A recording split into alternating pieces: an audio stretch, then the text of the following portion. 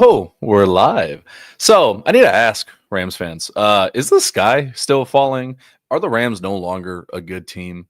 Is your hopes of playoffs and the Super Bowl, are they tarnished? Are they gone? Well, they better not be, because that was one bad game. As McVay said, to quote Bill Belichick, we're on to Arizona. And that's what we're doing today. Our Wednesday show was postponed. Myself, Tuna, my co-host, Sheriff, who's popping on the screen here momentarily. There he is. Ta-da. We're here on a Thursday because life happened to me yesterday and I could not go yesterday. Good morning, Joe. Happy Thursday. Good friggin' morning, dude. Ready to talk some Rams football, man. I feel like I'm jonesing for it. You know what I mean? Like having just delaying by one day was like, but what about what about blitz percentages and stuff? Like, if my brain's just like, unloading on my coworkers. It's cool. Everything's fine. I know people were going to see my post yesterday and wonder like, oh, what's wrong? We're fine. I had to take someone to the airport. It was early and there's LA traffic. That's what happens. Very busy. Stuff, dude. Good stuff. Very yeah. Well, busy. I did get my episode of Ram Showcase out yesterday, so I get that portion of my thoughts out, I guess. But boom. Ready to keep talking some Rams-Cardinals action, man, because last time the Rams played in Arizona at State Farm Stadium, it went awesome. Last time we played in Arizona at State Farm Stadium against the Cardinals did not go awesome. So some changes there. Their last month has been brutal for Arizona. Last year, both times we played them, those are both interesting matchups. You got the first one where we got railed. I know you can blame injuries, but how often do we sit here and tell other teams it doesn't matter? It didn't matter. You got your ass whooped. I don't think you could have brought in Jerry Rice onto that wide receiver core, and it would not have mattered. Like Torrey Holt and Isaac Bruce wouldn't have helped that ass whooping that they took. And then the second matchup was I'll pull it up on screen, was the Akella Witherspoon. Yeah, super fun game, but still down to the wire. The offense didn't do much in that second half from what I remember. This catch. God damn. Hello. And he's back. So that's cool. It's good timing. That was sick, man. That was good stuff. Yeah, like I said, last year, obviously 41-10 for the Rams in Arizona, and then beating them 13-9 later in the year, December. So overall, the Cardinals did outscore the Rams last year by 27 points. So that's cool. And then we did have the last time, though, that the Rams played at State Farm Stadium was a massive playoff win against the Minnesota Vikings, which was rather awesome. So last time we've been here, this is technically our home. All right. We've played a playoff game. We've hosted a playoff game there more recently. This is our home. Okay. That's actually funny. The Rams have played a playoff game and won a home playoff game more recently than Arizona has in their own stadium. I love that, man. That's so funny. Yeah, good stuff there. But yeah, what a game this last time in December. So obviously we're hoping for some more fireworks. And I think that overall, where my brain's going is less on just the Arizona Cardinals and what we did last year, and more so the fact that it would just go a really long way for the team and the fan base to get that taste out of your mouth from last week and get a big win against a division opponent. So I think that's kind of where my brain is more focused in on. No, absolutely. Every game is in a vacuum, kind of like a mentality purpose. No one on that team is thinking about it. Like from how I watched those interviews, and I don't want to touch too much on last week. I do want to focus on this upcoming game. Like everyone's just like, all right, drop the ball, happens. They didn't really play poorly. It's just like you remove 3 plays, and the Rams win by 14. That is football. It's not a huge letdown. I just want to slip in with just one sentence real quick, which is I think that the Panthers played better than the Rams played bad. I think that they had a great day. Played really well. I will never take away from an opponent. And it's not I don't want to get back into the is it cope or not conversation, but no, I mean, you just got to give credit. Like on film, they played really well, despite what you think of how the Rams played really well. But yeah, moving forward, real quick, let's go tell the tape, man. Let's take big picture view. You ready? Take some Arizona stuff. Yeah, dude, let's do it. Yeah. So coming into this game, yes, the Rams are in second place. I'm going to be talking a lot this week on my show about that if the Rams don't get the 1 seed and Chicago is the 1 seed, I'm considering that a 1 seed. I'm sorry. I don't expect the Rams to ever have to go to Chicago. I don't think that's happening. As long as you stay ahead of Philly and Seattle and everyone else, I'm happy with it. And yeah, we got that. Up next is the Arizona Cardinals. This is their last month. Their last 4 games has been not fun.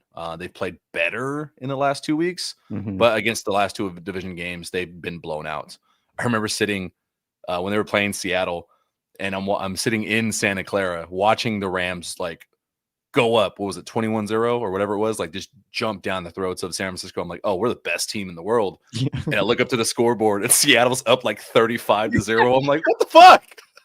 Let's have one day. That's so funny, dude. I was feeling that same way. I was like, damn, we're kicking ass. I look over like, oh, well, so are they. Damn it. Like kicking a can, like shucks. Like I will legit. It like took my joy away for like 3 seconds. I was like, come on, Arizona, like be better. That's give me terrible. something, dude. They're not phenomenal right now. I do like Jacoby Brissett, very smart quarterback. I'm not putting a lot of this on him. They do air it out with him as well. He is better than Kyler Murray, though.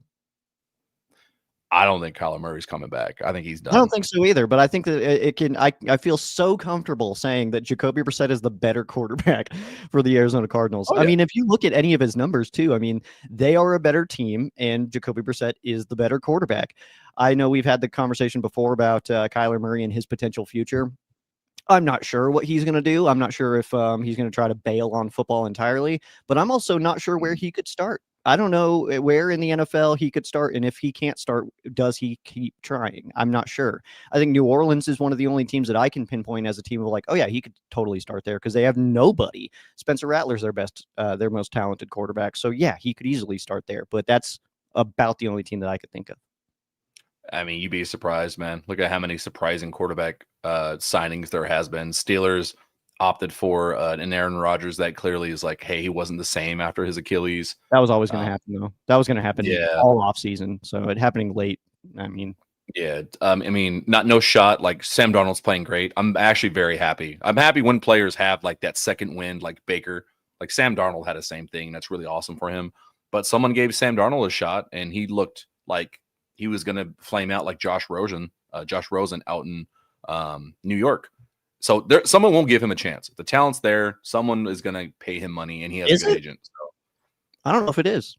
I don't know if the talent's there. There's potential there. He's a freak athlete. No. Like I give him credit. He's a freak athlete. He's been in the league way too long talking potential. We know I agree. He's not a good quarterback. I agree, but you know how this league works. Some coach is going to be like, I can fix him. And they're going to call him and they're going to swoon him and he's going to play there. And we'll get to say we're right, probably, but we'll see. Without Kyler Murray, though, their offense has operated better. These are rankings based on, take them how you want. Like the Rams are 19th in rushing, but we know the Rams are very efficient. So you got to take a lot of these stats with a grain of salt and how game context goes. But they're 8th. They're top 10 in passing yards per game, so they're able to move the ball in chunks. They don't run the ball very effectively, just over the century mark per game. Points per game, that's over league. I guess that's not league average. Sheesh. But sacks given, they take a lot of sacks. Their offensive line does struggle. And a lot of that does come with, as much as I will give Jacoby Brissett credit, not incredibly mobile. He could still get out of the pocket, move around better than Stafford. And when you're thrown in as a backup, your communication with the O-line is going to take a few weeks. So yeah, this is the game where I hope to see the defensive line get after it again.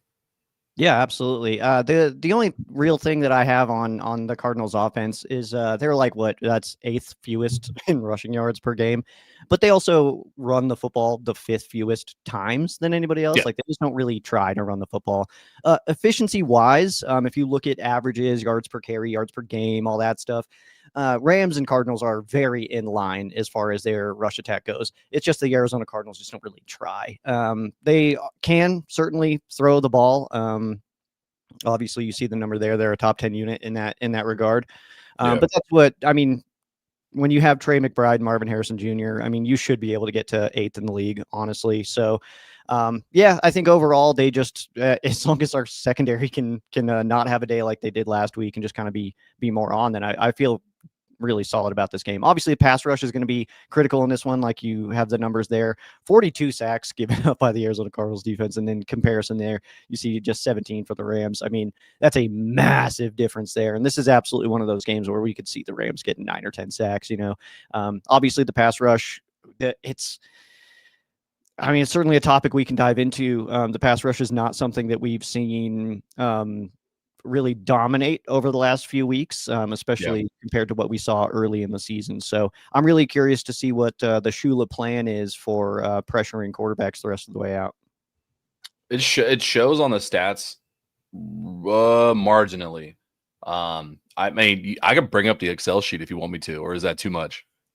No, we don't. We maybe try to do that tomorrow, possibly, but okay. But yeah, it's like it's just percentages, like blitzing percentages against the Bucks were up, but then it was pretty in line with season averages last week. But the pressure rates are down over the last few weeks, so it's just it's one of those.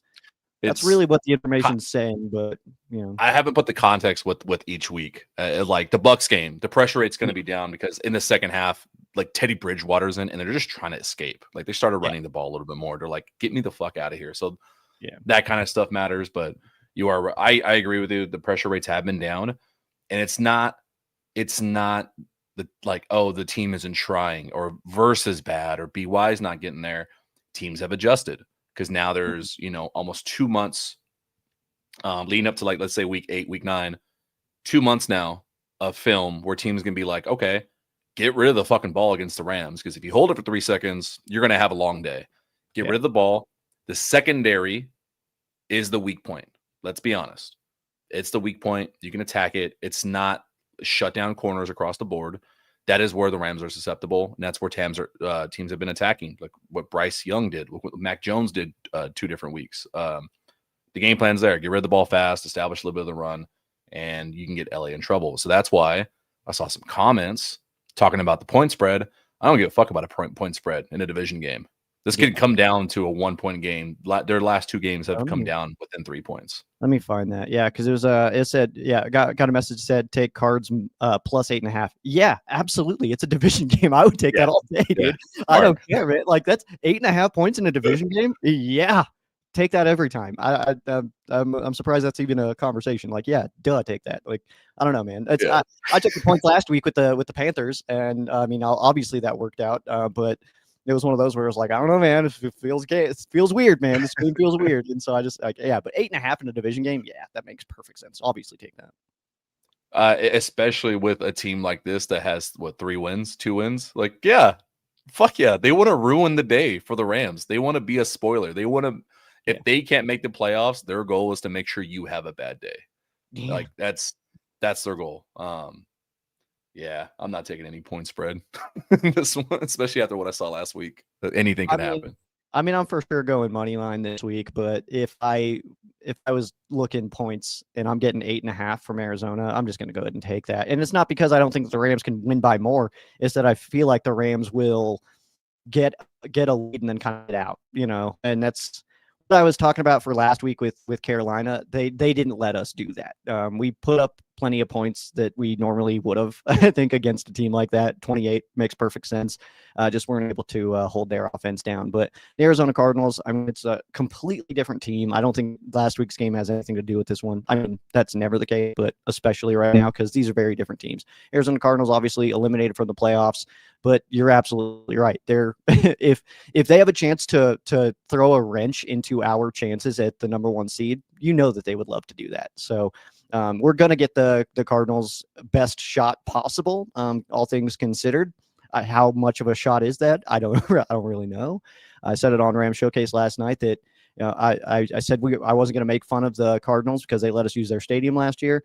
But then I said that their play is making fun of them for me, so we didn't need to make fun of them. They do it every week. But the Cardinals obviously in this game, in a situation where they know they beat us up last year in their house too, so they are going to obviously come out swinging for this one. This is not going to be just a I don't think it's going to be just a quick, easy, get out here with win number 10 and move on to Detroit kind of thing. I think it's going to be a pretty good fight. Yeah, this is like I can't have said it perfect than you. That's why I've not badmouthed them. I've just spoken on, hey, this is how they've done, despite them giving a drop, like losing by 20 in the last 2 divisional games. Last 2 games, they've lost by 3, and they've been a part of a lot of close games, like within 3 or 4 points. And those games, you change 1 play, you change 2 plays, a missed kick here, a drop pass there, and the Cardinals are a 7-win team, and we're sitting here talking about them like, oh, I don't know, if we let them win, they're second place in the division. Are they a real playoff team? That's parity in the league, man, and that is exactly why you can't overlook anyone. I don't think they overlooked anyone last week. They're not overlooking these guys. Yeah, I hope they win by 50, but I just don't see it happening. Yeah. Cool. Yeah, I just don't at all. Somebody said something in here. Oh, Kamal's comment on Forbes, since we're talking about defense and letdowns, I want to hear your thoughts on this. Like, you know how I feel about Forbes. I think you're a little bit more removed from it. So I want to hear what you feel about what we saw last week and how he has played the last few weeks. I think if you take away last week, he is playing as one of the best corners in the entire NFL. Obviously, we know what happened last week, but I think that, Jesus had a great response to that, which was Rams were playing cover 0 on those plays, leaving Forbes on an island. Pass rush wasn't getting to the quarterback too much time to cover a receiver. I absolutely agree with that. On one. Yeah. The other one was quick, like it was 3 steps and gone. Like pass rush doesn't matter at that point. Yeah, but I would just say, like, just in reference to Forbes, there is like, I mean, that's a tough spot to be in for sure. And in a 4th down situation where you're trying to get off the field, you think that they're going to do something quick and short, and then they go over the top on you. That's very difficult. So, I mean, Forbes is absolutely playing like one of the better corners in the NFL. I think it was a bad day, and that's allowed to happen. Speaking of, quarterback can't have a bad day. What the guys can't have fun? That's okay. Guys can't have fun? You're allowed to have a bad day. You're allowed to have, like, I know it happens to me. I'm allowed to have bad days at work. It happens to me once a week at least. You know what I mean? So, like, to have some of these guys have a bad day out there. Hey, man, I got some leniency. I'm cool. I love that. I forgot who said that. I heard it years ago that us fans, we get so wrapped up in like pointing out like, oh man, you had a bad day. It's not allowed. You're a professional. Well, how about we go to your job when you have an off day, when you spill your coffee? Not just that. You spill your coffee, you forget that report was due, you miss that sale, and millions of people watch it and talk shit about you on Twitter. Yeah. Like that's what we're talking about. You tip over a cup of coffee and everybody's like, clown, get him out of here. You suck. Where's Steve in accounting, man? He could do this way better. Yeah, bring Steve in. I'm sick of this guy. Get Joe out of here. No, with Forbes though, like I said, I'm close to it, man. I'm rooting for the guy. You let me interview you one time, and I'm like your biggest fan for life. That's kind of how I roll now. Yeah, that's pretty standard. Everybody's like that, man. I'm not in that game. I'll be completely honest. I'll interview somebody and not change my opinions on their player or anything like that. But that is extremely normal, and every Rams podcaster that I've ever seen does that. Where if they get a chance to talk to somebody, they are now that person's biggest fan for the rest of the time, and they will do anything for that person. So I'm halfway joking. The only person I am like that for, because we speak somewhat regularly, just checking in, is Xavier Smith. Yeah. But that's a little deeper than just an interview. With Forbes though, man, one bad game. There is you can't just like erase him, but like forget it. No, there's some weaknesses there when he faces larger, more physical receivers. And Carolina's, if you miss that point, all of them are at least 6'3". Like they're all big receivers. I didn't realize Jalen Coker was big too for playing in the slot. Yeah. Combination of, it's not just those 4th down plays. The 4th down plays, that takes big balls to go for touchdowns on 4th down. That's insane. No one expects that. True. But also the rest of the game, he gave up some catches where technique was poor. I don't know if it was just they weren't expecting those intermediate passes, but a lot of the 2nd down conversions that the Carolina Panthers had put them in a really good position, and they took advantage of like Kobe Durant and Emmanuel Forbes' weaknesses. So I think they address it. I think they fix it. the potential from the last few weeks that we saw, that's absolutely true. Both things are true. Like there's weaknesses and there's strengths. The truth is somewhere in the middle. I still think he can be like a fringe CB1. His size will get him in trouble against some guys, just unfortunately. Mm-hmm. Yeah, absolutely. You're right. But I also think that from the Shula Rams defensive perspective, I know that the chances that the Carolina Panthers do end up making the playoffs is fairly slim, but I do think that if we were to play them again, we'd win by like 42. It feels that way to me, that we would just like know their offense now of like, oh, this is what you do. Like, this is what you do to Bryce. Like, and I just feel like we would go do it. So I would be comfortable with playing them again, although I'm not sure they make the postseason, although they are fighting.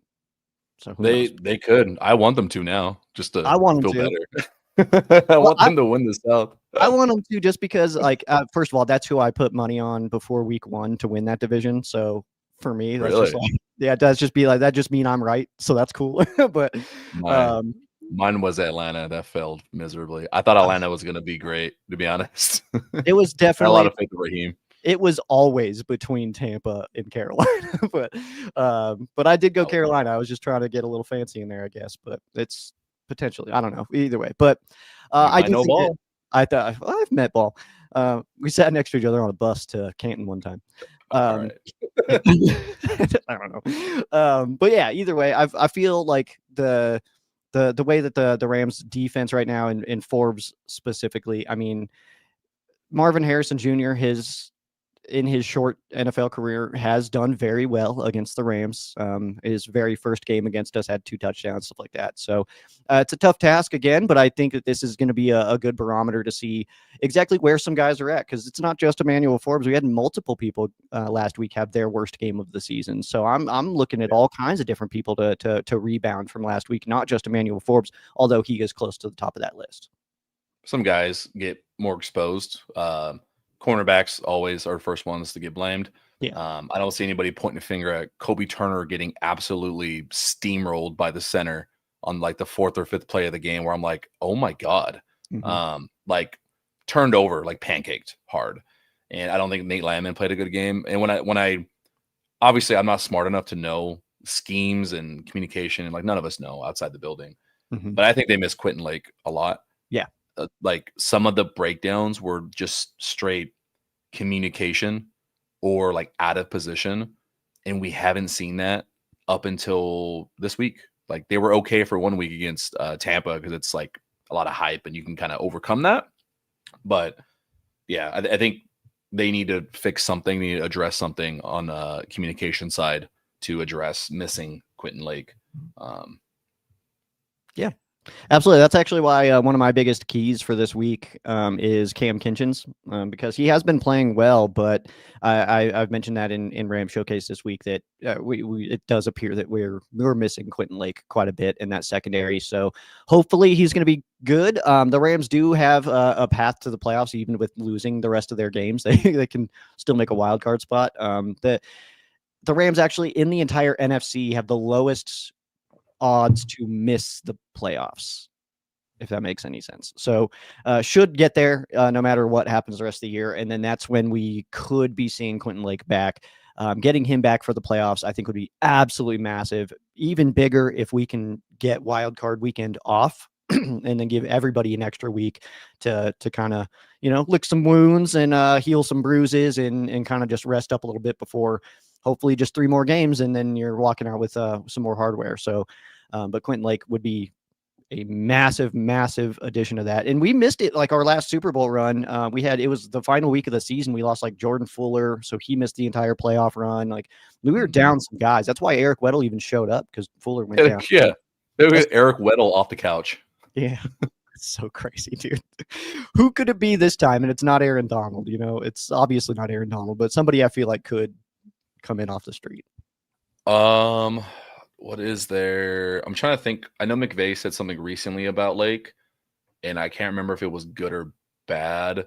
Yeah, his last quote: "If it's realistic for him to be back before playoffs." Here's what McVay said about Lake: "It went well for him. All things were really encouraging. He's been around, like the building. He's been in good spirits. The hope is if you earn the right to play afterwards, the playoffs, he'll get a chance to be able to join us. I don't know if the regular season is realistic for him. Obviously not. But if we are able to earn the right to play past 17 games, I think there's a chance he'll be back for those. That is the closest you can get to McVay saying, I expect him back. That is like the closest you will ever get. Normally it's no, Joe, we're going to go ahead and talk to Reggie and the crew. I'll talk to him. And then we never hear from Reggie. And we'll exactly. And pretend the question never happened. That's the thing too, is like that all the comments that we're hearing from McVay, to me, it just sounds like worst case scenario, he'd be back for the NFC Championship game is kind of how I take it, but possibly divisional round, like something like that. So we just got to keep playing football games, man. Keep them coming. That's all. Do you remember when I was in week 2 and I was like, this season's going to go? Just me. Oh, or did I lose you? Nah, the other. Are we? Oh, can you hear me? Okay. But I lost my entire thought there. I don't know what I was saying.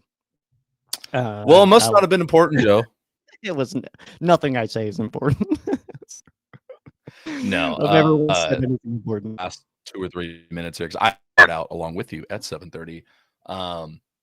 Let me hear your kind of final thoughts before about what you expect. I see some people asking or giving their thoughts on how it's going to go. So I want to hear you speak to me. Are you referring to just this game? I'm not seeing any comments about that. So okay. Oh yeah. You also kind of awkwardly cut out random, but Gary talking about he's excited for it. Rams bounce back. So I want to hear you. Are you positive vibes? Are you neutral? What are we feeling? Yeah. No, I'm positive vibes, man. I actually think that as much as a loss can be a good thing, I think that's kind of how I'm taking this Carolina Panthers game. I think it was a good little nudge of like, hey, you're not invincible, guys. Like, how about you got to still show up every day, like we can't just have these days. You don't just step on the field and win. Like you got to show up to play, man. So I think that's a good thing. I almost feel bad for the Cardinals that they're the team that's on the schedule after a game like that, because I do feel like there's going to be some aggression taken out on Arizona. I feel like a Rams bounce back is very realistic. As much as I love that and I hope so, and I'm fully on board, like I'm not speaking negative at all, but Kobe, like I said, you weren't perfect last game. If you're going to make a statement like that, you better fucking show up.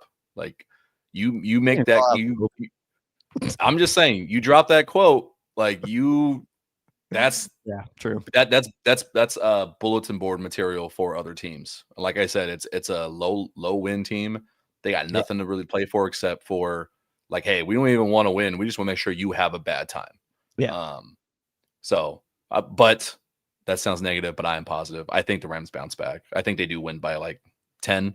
But it feels like a close game because that's, we talk about it. That's how division games go. But you're spot on. I feel like. I'll say this as much, and I don't want to get too far ahead or anything like that, but I will say that I think that we beat the Lions more than we beat the Cardinals by. I'll be there. I hope so, dude. I think that's those home games when they're rocking like that. Oh my God. I think that's real. All right. What are we going to list off as we fade off here? Because I do got to scrape my car. It's a good 20 degrees out here right now. So, hey, in honor of the final month of the year, it's the holiday season. What's one of your favorite things about Christmas time?